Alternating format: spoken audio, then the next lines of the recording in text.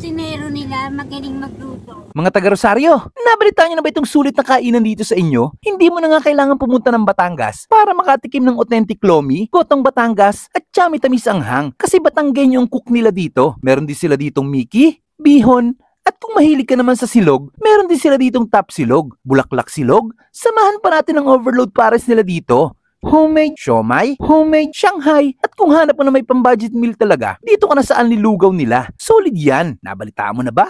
Kung hindi pa, ay tara, banatan na natin yan. Let's go.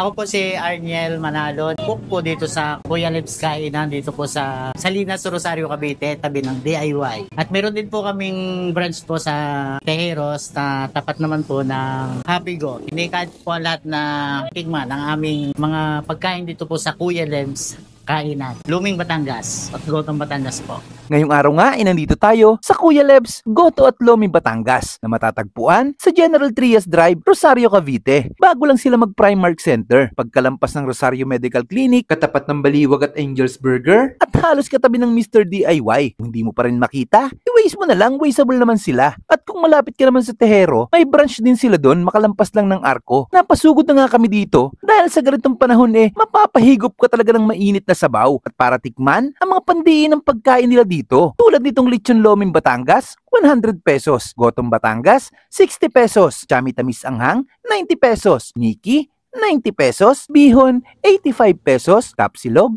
149 pesos. Bulaklak silog, 139 pesos. Overload pares, 120 pesos. Homemade siomai, 150 pesos, 10 pieces. Homemade Shanghai, 150 pesos, 10 pieces. At anlilugaw, 70 pesos. At napakadami nyo pang ibang pwedeng pagpilian dito mga lods. At ang maganda dito mga lods, 24 hours silang open. Kaya anytime ay pwede kang food trip dito. Napakasulit dito mga lods. Dahil hindi mo na kailangan pumunta ng Batangas para makatikim ng authentic Batangas dish nila. Dahil nasa Rosario, Cavite na. At pinakamalupit, presyong pangmasa ang mga pagkain nila dito. Solid yung chef nila dito. Paano ba naman hindi?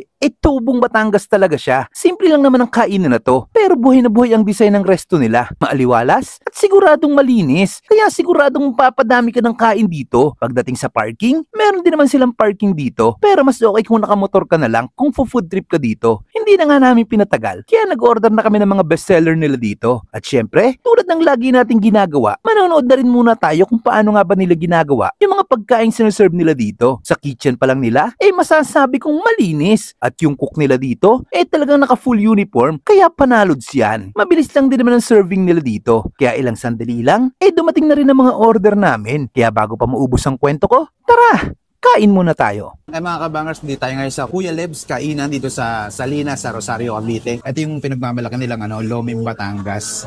Ayan, lechon lomi pala tawag nila dito. Bali meron siyang lechong kawali sa ibabaw. Yung cook nila dito talagang Batanggenyo kaya legit na lasang loming Batangas to. Barata na natin ito, kain tayo. Titirahin ko tong tapa nila.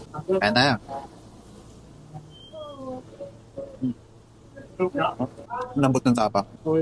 Ganda ng itlog niya, malasado. Uy, pumuputok.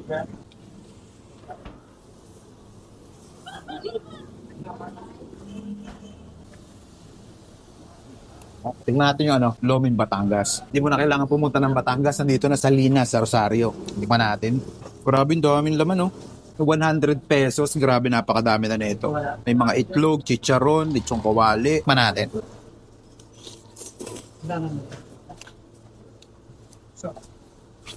Ulit to. Panal. Samahan natin ang kawali. Sarap. Grabe, loaded. 100 pesos. Sulit na sulit ka na dito. Meron din pala tayo dito mga homemade siomai. 150 pesos, 10 pieces. Ganon din yung sa natin dito sa Shanghai, 150 pesos. 10 pieces na rin. Natin yung siomai. Ang lalaki niya. Sulit ka na dito.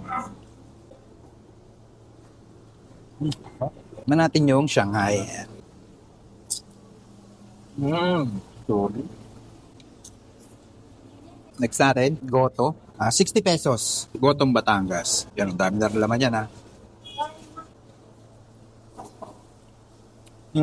Legit parang sa 3R83 yung sa Batangas. Ganun ba ito yung lasa? Sarap. Pancit Bihon.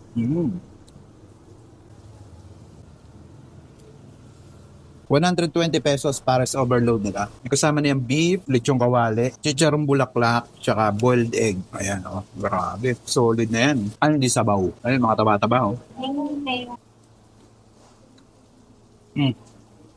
Sakto-sakto lang din yung pares nila. Ay, napakasolid dito mga lods sa Kuya Lebs Kainan dito sa Rosario, Cavite. Nang pistayo dito, panalods dito. Paano ubusin na namin ito? Kumain natin tong pancit nila.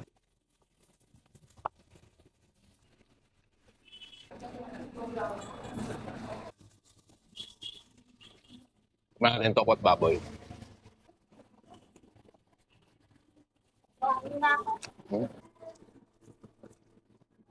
Ito naman yung kanilang Mickey Gisado.